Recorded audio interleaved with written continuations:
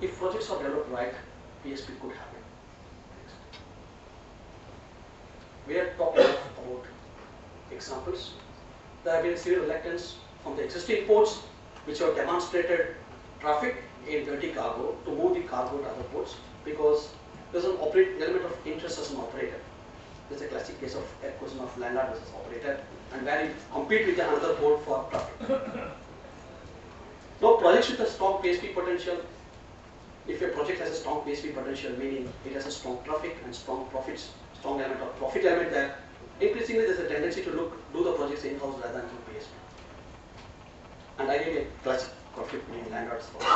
This also arises in a variety of occasions where we have to share the common resources, giving them the extra berth length, giving them the backup area, and giving them common services like palletation and storage.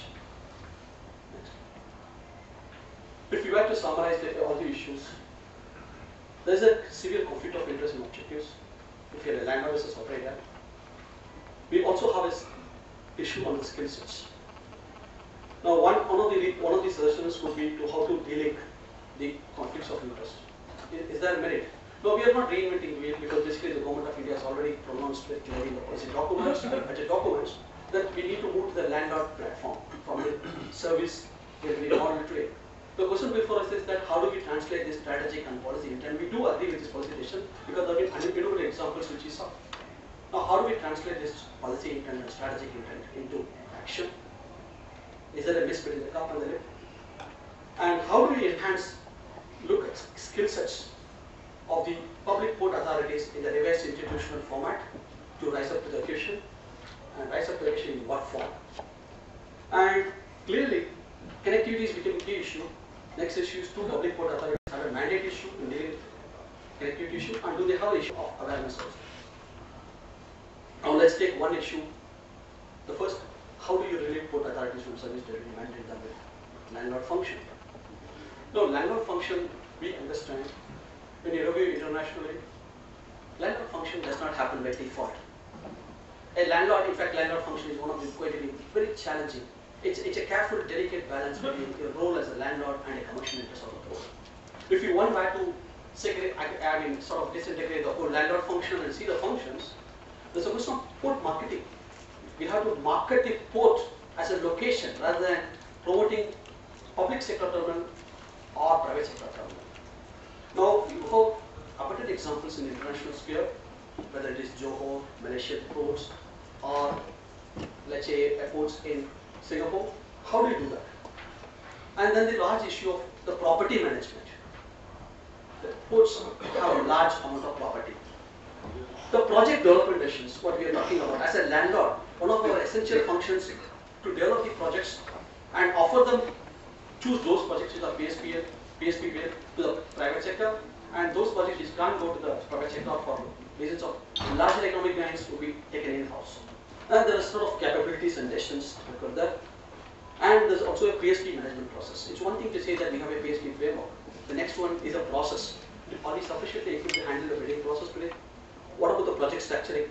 Very often, the project structuring cannot be left to be decided during the bidding stage.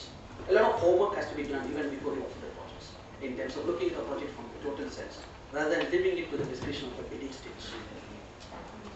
Navigation and transparency are very, very important functions to be taken note of in a revised landlord setup. Next question is, can we function effectively as landlords today? Next. If you look at the Indian port authorities today, for example, let's take major ports as an example. If you look at the major port stack and look at what sort of framework we have, of course, as we always say, port sector has been seminar intensive, whether it has capital intensive or not. So enough number of seminars are dealt at that. I don't want to deal with this right? But the moot point is that governance at the highest level would be weak because the framework allows different types of interest to be represented with both, and with very weak compensation structure not linked to the market, it's very difficult to expect a quality expected of that particular level and an interest also of commensurate with that particular responsibility. Added, there are also some of the members also would have conflicts of interest with the port because they run their own businesses which have port base. Management autonomy and accountability. There's a set of limits, financial limits, what ports could do and ports could not do. These limits are not inflation indexed. There is in coming to the larger role of the landlord, if port trusts were to facilitate private investment, the license framework should give them an authority to enter into what is called contractually binding arrangement in the private sector. Now, if you really look closely at the Major Port Trust Act, all these privatization related provisions have been added. You have to read section 42(3), then you have to read certain section 35, then you have to read section 88 to understand what exactly is it. There has been a different sections we have to be read together. But net-net, there is a large role for the government to even unwind some of the privatization programs. There is also serious constraints on the ability of the public port authorities today to do the political function. The first suggestion we have is that rather than capacity expansion in the port sector, we require capacity building, an institutional capacity building to play the new role of the landlord, and that doesn't come by default. And how do we create effective landlords? First option that we discussed. Having said that, port trust or a state government authority would have to do landlord function. Today, the Major Port Trust Act has an operational focus. If you look at Indian Ports Act, it has a harbour focus, which is basically facilitating that the waters are conserved properly, and there is a need for a harbour authority. Whereas Port Trust is a particular management style which applies to major ports, which is basically talking about governance and management structure of the ports. The gap between the two is a landlord port. Because you are talking most of the major port transactions, initially they are landlord driven, but with time they have become service driven. Now, is the issue that can we create, there's no point in just saying that play the landlord role unless we empower them. And this is something related to someone like Gopal said. How do we empower them and give them the teeth to perform the landlord functions? Do we create a corporate entity like Melbourne? Then we have to face, of course, this is open to debate. Then do we say that there are commercial interests which conflict with the landlord role? Or do you think it should be a professional setup? Or do we go then by default to the third bullet, which is basically saying, look, I will do the landlord function as a port authority, but wherever it involves some skill sets which are not resident in me, I would sort of outsource that. Or do we talk about new legislation for a landlord port authority to lay down the rules of the game? Having talked about landlord, now the question is, how do you transfer the service delivery to the private sector? So again, our role has been simplified because a lot of homework has already gone in the Indian port sector. We are not short of ideas.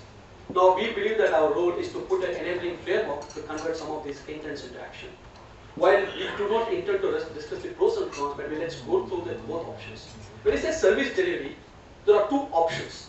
If you look, for example, major ports or state governments, like Gujarat might end up to be an operator in there as well. Do we transfer the operating functions of a port to a limited company governed by the Companies Act, and then leave the residual regulatory function with what is called a port trust, right, or a state government department? Now, in doing that, there are two options again. Do you transfer the entire cargo handling functions to a single company, or do you unbundle the berths and make each berth a separate organization with a corporate group? The unbundling has the added benefit that it creates more competition.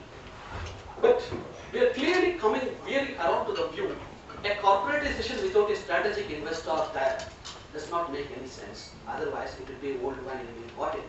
Because if you really look at today major port trusts, they're already body corporate section 5. We don't need to corporatize them again. What we mean by corporatization is creating a stock corporate which is governed by the capital market and subject to investor due diligence with an arm's length relationship between the owners as a conventional classic corporate division of responsibility between owners and management. And we believe that at this scheme of things, strategic investor is essential.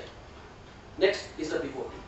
If we do not intend to create, there's an option for debate, to make the transition, the next option is to transfer the berths, the service delivery to the private sector under BOT as we do now. This will be taken